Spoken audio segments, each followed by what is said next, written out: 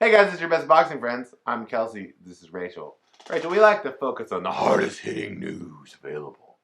And to me, that's the rumored unification title fight between Dmitry Bivol and Artur Beterbiev. You know that I'm a big Beterbiev guy, right? Because Beterbiev's a guy who just knocks everybody out. And he looks like a guy who doesn't have any skill. Well, he looks like he has some skill. Now, the rumor about Beterbiev, of course, was that he's the reason Sergey Kovalev turned professional because he couldn't beat Beterbiev in the amateur system. Okay? Then Beterbiev comes along and he was signed with the PBC for a long time, and he was like the light heavyweight terror, right? But he never really got the big fights or never really kind of became what people thought he was. Well, no, because for a long time it's been Kovalev and who's the other guy? Dmitry Bivol. No, the Superman guy.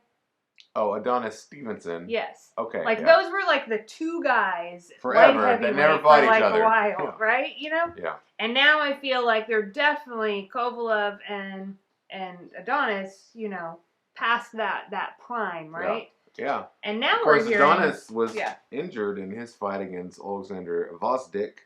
Remember, like he was put in. I think he was in a coma and stuff, but he has at least partially recovered from that to be alive and have a life.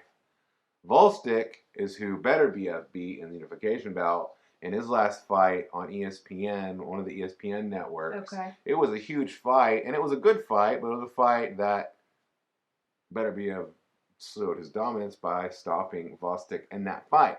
But there's another guy out there, Dmitry Bivol. Really like Bivol. Bivol's kind of got that last little HBO push, right? He fought on HBO before that network decided no longer to show boxing.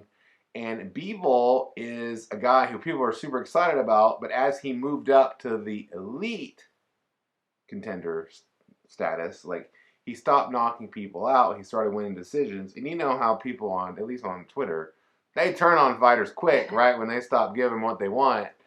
But I still think Bivol is a really, really good fighter. Obviously, he's not lost a fight yet. And I think that matchup between Vostik and Bivol is an exciting, tantalizing one. You know, I'm not going to sing a song about it like I did for our friend Jordanis Ugas, but I might if it gets announced, because that's going to be a good fight.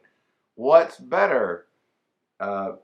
Bivol's classy boxing, because he does have power. It's just that he stays behind that straight jab, and his hands are faster. Or Beterbiev, who hammered the nail Vostik into the ground, right? That guy, he looks like a guy where you say, because a lot of people picked Vostik in that fight, and he looked, because Beterbiev looks like a guy who doesn't have boxing skill. He does, it just doesn't look like what we're accustomed to seeing. Yeah. And he's just a hard puncher, and a guy who just like, when he's in exchanges, he's got that like aura about him, where he's like, I'm winning this exchange. That's like that power of never having run into anybody that he can't stand in front of him, trade punches with, including Sergey Kovalev, who's one of the most feared light heavyweight fighters, at least punchers, of the last 10 years. Yeah. Well, I'm definitely interested in the fight because I like the light heavyweight division. Me too. Because they're big, but like they're fast. You're not like they're not too big. They're not going to get tired after like throwing a few punches. So it's like one of those weight classes that's in between, you know, heavyweight and then the lower weights. That's like brings both like athleticism and power. Not that it doesn't exist in like other weight classes, but like there's just something about like the sweet spot of like this weight class. Yeah. On the other hand, there's also something about this weight class that I don't carry a lot of memory for. So, like, I forget things about it, even though, like, Andre Ward, one of the, like, you know, best fighters, right, of our, like, generation, like, I kind of, like, he was, like, a light heavyweight, right, for part of his career. Yeah, his last couple of fights were at light heavyweight. And yet, my memory, like, in my head, like, when, you know, you have heavyweight and then all the way down, that when I lay out all the weight classes, like, there's some that, like, I know more about. Light heavyweight is one of those that, like, slides under the radar for me.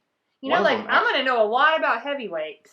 And then, like, middle, welter, like, light heavyweight's usually when people know. People usually people usually follow the top 8 weight classes minus cruiserweight, which is welterweight up to heavyweight, and then we all just kind of ignore the cruiserweight division unless somebody goes around and makes a World Boxing Super Series and gets our attention. Right.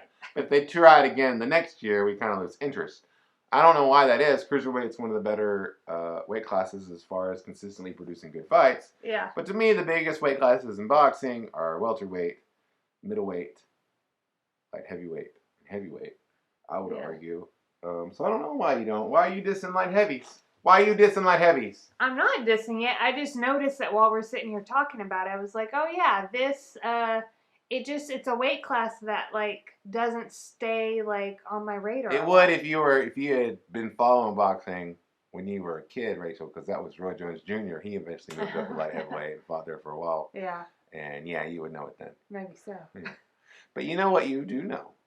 What do I know? How to like, comment, and subscribe. I do know how to do that. I am subscribed to Real Talk with Kelsey and Rachel. You are? Thanks so much, Rachel. You win a prize! So be like me and subscribe. You didn't take it. And like. It wasn't really a prize. It was air. People need air to live. Thanks for watching. Oh, I thought we were done.